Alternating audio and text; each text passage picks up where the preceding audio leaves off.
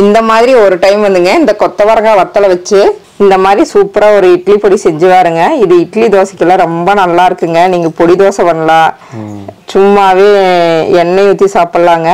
அதே மாதிரி நம்ம சாதத்துலையும் போட்டு சுடு சாதத்துலையும் பிசைஞ்சு சாப்பிட்டோம்னா சூப்பரா இருக்கு. எனக்கு பேச பேச குளருது போவா. எல்லாருக்கும் வணக்கங்க. இன்னைக்கு ஒரு சூப்பரான இட்லி பொடி தான் செய்ய போறோம். அதை எதை வச்சு பண்ண போறோம்னா பாத்தீங்கன்னா இந்த காஞ்ச கொத்தவரங்காய் வத்தல் வச்சு தான் பண்ண போறோம். பாத்தீங்கன்னா நம்மளுக்கு இந்த சத்தான இட்லி பொடி எப்படி செய்யணும்னு பாத்திரலாங்க. இது பாத்தீங்கன்னா நம்ம வீட்டுல இருக்கிற பொருளை வச்சு டக்குன்னு பண்ணிடலாம். அதுக்கான பொருள் எல்லாம் என்னன்னு பார்த்துட்டு நம்ம வறுத்து அரைச்சிடலாங்க. இந்த இட்லி பொடி வந்துங்க நம்ம வீட்டில் இருக்கிற ஒரு 10-12 பொருளை வச்சு தான் பண்ண போகிறோம். அது என்னென்னு பார்த்துடலாங்க. கொத்தவரங்காய் வத்தல் வந்து ஒரு கைப்பிடி நிறைய எடுத்துக்கலாங்க. நான் வந்து பாசி பயிரெல்லாம் பார்த்தீங்கன்னா இந்த டம்ளரில் 1 டம்ளர் எடுத்துருக்குறேங்க. பச்சை பயிர் 1 டம்ளருங்க, நம்ம முழு உளுந்து கருப்பு உளுந்து 1 டம்ளரு, கடலைப்பருப்பு 1 டம்ளருங்க, பொட்டுக்கடலை 1 டம்ளர். இந்த டம்ளர்லேயே இந்த 4 ஒரே அளவில் எடுத்துருக்காங்க ஒவ்வொரு டம்ளரு. காரத்துக்கு வந்து ஒரு 5 மிளகாய் எடுத்துருக்குங்க, 2 ஸ்பூன் மிளகு, ஒரு கைப்பிடி நிறையா கருவேப்பிலைங்க, 2 ஸ்பூன் மல்லி, 1 ஸ்பூன் சீரகங்க, பெருங்காயம் வந்து இந்த அளவுக்கு எடுத்துருக்கிறேன், கட்டி பெருங்காயம், ஒரு 20 பல் பூண்டுங்க. இவ்வளோதாங்க தேவையான அளவு. நம்ம வந்து கொத்தவரங்காய் மட்டும் நம்ம வந்து எண்ணெய் ஊற்றி வறுத்து எடுத்துக்கலாம். மற்ற பொருளெல்லாம் வந்து ட்ரையாக வறுத்துக்கலாங்க. இப்போ நம்ம எடுத்து வச்சுக்கிற பொருள் எல்லாங்க தனித்தனியாக வறுத்துக்கலாங்க. அப்போ இட்லி பொடி வறுக்கிறனாவே நம்ம தனித்தனியாக தான் வறுக்கணுங்க. ஃபஸ்ட்டு வந்து பச்சை பயிரை வறுத்துக்கலாம். இப்போ ட்ரையாக தான் வறுக்க பாருங்கள், எண்ணெயெல்லாம் சேர்க்காமல். தீ வந்து மீடியமாக வச்சுட்டுங்க. நீங்கள் வந்து கருகாமல் வறுத்துக்குங்க. நல்லா செவந்து மணம் வர வரைக்கும் எல்லா பொருளையுமே வறுத்து எடுத்துக்கலாங்க. பார்த்தாங்க லைட்டாக மணம் வர ஆரம்பிக்குது. பச்சை பயிரை நல்லா மணம் வந்துருச்சு பாருங்கள், நல்லா செவக்க ஆரம்பிக்குது பாருங்கள். இந்த சமயத்தில் எடுத்துடலாங்க. இப்போ வறுத்ததுக்கப்புறம் ஒரு நல்லா பெரிய தட்டில் எல்லாம் ஒட்டுக்கா கொட்டிடலாங்க ஆறுறதுக்காக. அடுத்து வந்து கடலைப்பருப்புங்க. இதையுமா அதே மாதிரி நல்லா செவக்கிற அளவுக்கு வறுத்துட்டுக்கலாங்க. இப்போ கடலைப்பருப்பு நல்லா செவக்க வறுத்தாச்சுங்க. இந்த மாதிரி சலன்னு ஆயிரும் நம்ம வறுக்கையில். இப்போ நல்லா வறுத்தாச்சு, இதையும் எடுத்துக்கலாம். அடுத்தது கருப்பு உளுந்துங்க. நீங்கள் கருப்பு உளுந்து இல்லைன்னா வெள்ளை உளுந்து கூட எடுத்துக்கலாங்க. உளுந்து நல்லா வறுத்தாச்சுங்க. உளுந்தோட மனம் பாருங்க நல்லா வருது, உங்களுக்கு வறுக்கையிலேயே தெரியுங்க. அடுத்து பொட்டுக்கடலை. இப்போ பொட்டுக்கடலையும் நல்லா வறுத்தாச்சுங்க. அடுத்து மல்லி போட்டு வறுத்துக்கலாங்க. இப்போ மல்லி பாதி சூடுபட்டதுக்கப்புறம் மிளகு சேர்த்துக்கலாம். கூடவே சீரகம் சேர்த்துக்கலாங்க.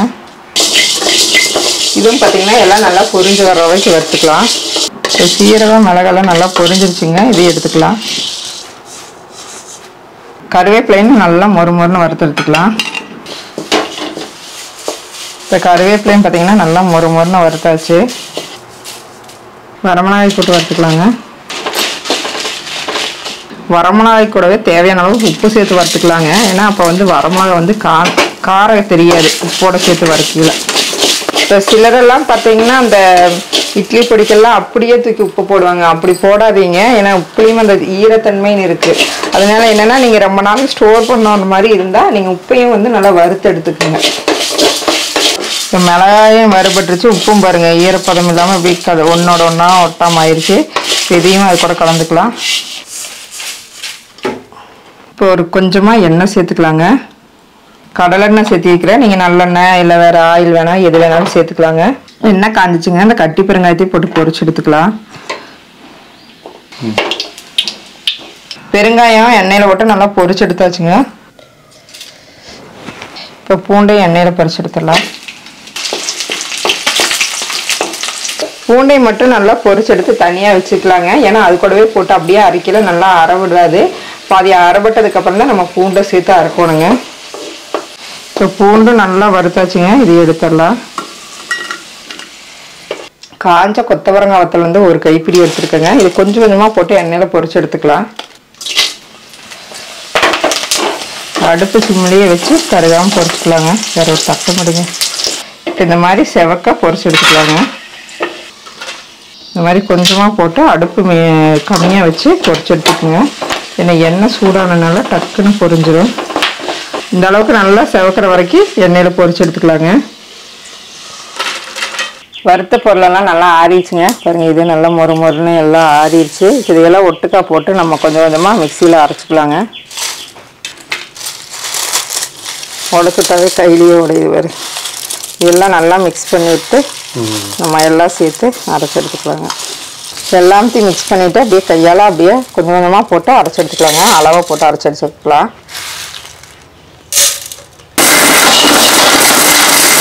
பாருங்க இந்த மாதிரி லைட்டாக குறவரன்னு வேணாலும் அரைச்சி எடுத்துக்கலாங்க.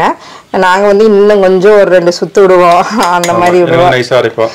ஆமாங்க, உங்களுக்கு இந்த பக்குவத்தில் வேணாலும் நீங்கள் அரைச்சி எடுத்துக்கலாங்க. நான் வந்து இன்னும் கொஞ்சம் நைஸாக லைட்டாக குறவரன்னு மாதிரி இருக்கிற மாதிரி அரைச்சி எடுத்துருக்கேங்க. இதே மாதிரி மீதி இருக்கிறதையுமே நல்லா அரைச்சி எடுத்துக்கலாங்க பொடியாக. இப்போ பாதி அரைச்சாச்சுங்க, இது மட்டும்தான் இருக்குது. பாருங்கள் லைட்டாக குறவரப்பாக இருக்கையில் நம்ம இந்த பூண்டை சேர்த்து அரைச்சி எடுத்துக்கலாங்க. இப்போ பூண்டை சேர்த்து நல்லா அரைச்சாச்சு பாருங்கள். இப்போ எல்லாம் ஒட்டா மிக்ஸ் பண்ணிக்கலாங்க. இப்போ நம்ம தனித்தனியாக அரைச்சோம் இல்லைங்களா, அதெல்லாம் ஒன்றா நல்லா கலக்கி எடுத்துக்கலாங்க. மனமே சூப்பராக இருக்குது மாமா. இப்போ சூப்பராக வந்துங்க கொத்தவரங்காய் இட்லி பொடி ரெடி ஆயிடுச்சுங்க. டேஸ்ட்டு சூப்பராக இருக்குது. இந்த கொத்தவரங்காயில் வந்து நிறைய சத்து இருக்குது மாமா. நார் சத்து வந்து ரொம்ப அதிகம். எல்லாருமே எடுத்துக்கூடிய ஒரு பொடிங்க. சாப்பிட்றலாமா? சாப்பிட்றலாங்க மாமா. தோசை ஊற்றி சாப்பிட்றலாமா? இன்னைக்கு நான் என்ன பண்ண போகிறேன் தெரியுமா? தோசை ஊற்றி வெங்காயம் போட்டு பொடி தோசை பண்ண போகிறேன். நெய் ஊற்றி சில்வரில் வடிவேலு மேலாப்பில் நெய் ஊற்றி அந்த மாதிரி சுட்டு சாப்பிட்டா செமையாக இருக்குங்க. இப்போ வந்துங்க நம்ம பொடி ரெடி ஆயிடுச்சு. இப்போ ஆனியன் பொடி தோசை போட்டு சாப்பிட்றலாங்க மாமா. சாப்பிட்றலாம்.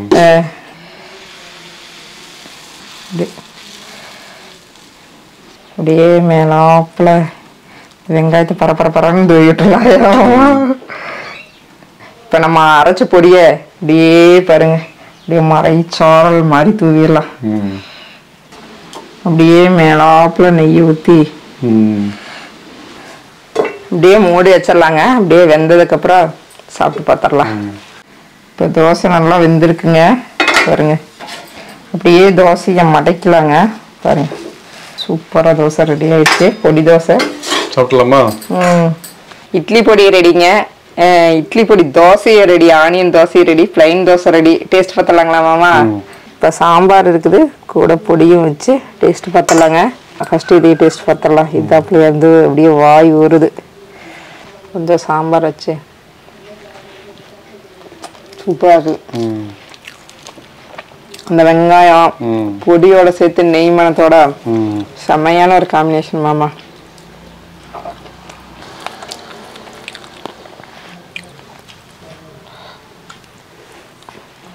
சூப்பராக இருக்கு மாமா. அதான் டேஸ்ட்டு மனம் நல்லா இருக்குது. ஏன்னா நம்ம கொடுத்தோம்னா சாதாரண ஒரு இட்லி பொடிங்கிற மாதிரி தான் தெரியும். ஆனால் இது நம்ம சொன்னா தான் தெரியும் இது வந்து கொத்தவரங்காயில செஞ்சது அப்படின்னு. அந்த இதுல வந்துங்க மாமா அந்த காரம் நல்லா சுருக்குன்னு ஓட அந்த லைட்டா பாத்தீங்கன்னா அந்த கொத்தவரங்காயோட தன்மை தெரியுது. லைட்டா தூப்புன்னு சொல்லுவோம் இல்லையா, அது வந்து நான் தெரியுதுங்க. நம்ம இன்னும் சாப்பிடலாம். செமையா இருக்குது. நம்ம பார்த்தீங்கன்னா கொத்தவரங்காய் வந்து நேரம் அதிகமாக சேர்த்திக்க மாட்டோம். அதனால நீங்கள் இந்த ரெசிபி பிடிச்சிருந்தா நீங்களும் வீட்டில் ஒரு தாட்டி இந்த பொடி சமைச்சு பார்த்துட்டு அதோட டேஸ்ட் எப்படி வருதுன்னு கீழே கமெண்ட் சொல்லுங்கள். தேங்க்யூங்க. இப்போ பார்த்தீங்கன்னா ஏங்க மாமா இதுக்கு முன்னாடி வெங்காய சட்னி ஒன்று வீடியோ போட்டிருந்தோம் இல்லைங்களா மாமா, அதை பார்த்துட்டு சாயந்தரம் நேரம் போட்டிருந்தோம். அதே நிறைய சமைச்சு பார்த்துட்டாங்க. ஒரு அக்கா எனக்கு கோயம்புத்தூர்லேருந்து ஃபோன் பண்ணி, கவிதா நான் இட்லி சுட சுட வெந்துட்டு இருக்குது, வெங்காய சட்னியோட தான் இன்னைக்கு நைட்டு எங்களோட டிஃபன் அப்படின்னு சொல்லி போட்டு ரொம்ப நேரம் பேசிட்டு இருந்தாங்க. கேட்கவே ரொம்ப சந்தோஷமா இருந்தது. எனக்கு எப்படி என்னோட அம்ச்சி ஞாபகம் வந்ததோ அந்த அக்காவுக்கும் அவங்க அம்மா அவங்க அம்ச்சியோட ஞாபகம் வந்ததுன்னு சொன்னாங்க. ரொம்ப சந்தோஷங்க. தேங்க்ஸுங்க.